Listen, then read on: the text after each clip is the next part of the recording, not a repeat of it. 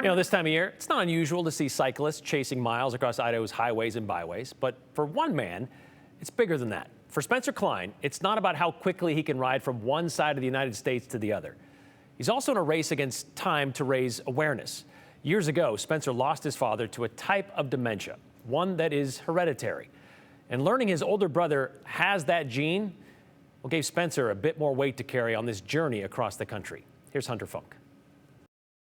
Spencer Cline is a beginner cyclist. You notice some days where it's very draining mentally, physically, emotionally, and I get to a town, I'm just exhausted and fully wiped out. Day one of biking across the United States. It makes a 3,600-mile trek from Oregon across the United States to South Carolina quite a feat. Day three of biking across the U.S. to raise money and awareness for frontotemporal dementia.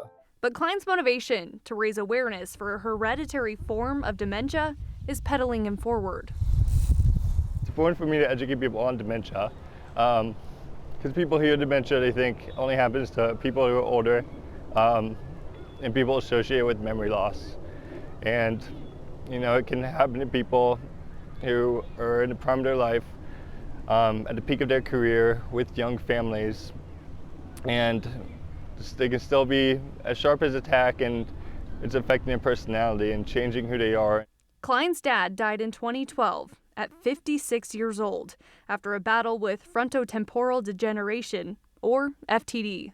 The diagnosis came 7 years after his mom noticed changes. The Association for FTD says it's difficult to diagnose. The symptoms start early and they're gradual and they're sort of insidious.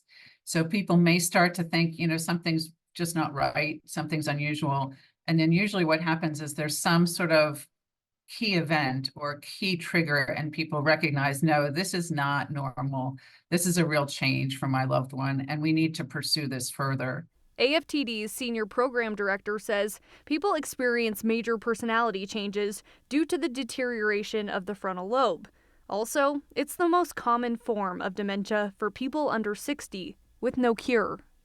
Cline's older brother has the gene, and Cline says he and his other siblings have a 50% chance of developing FTD, which is why every mile counts towards honoring his father and finding a cure.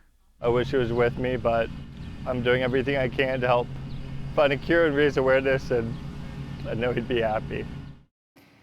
And for the first time, there are 9 clinical trials underway for FTD. Cline is trying to raise $50,000 and is more than halfway through that goal, only 10 days into his trek.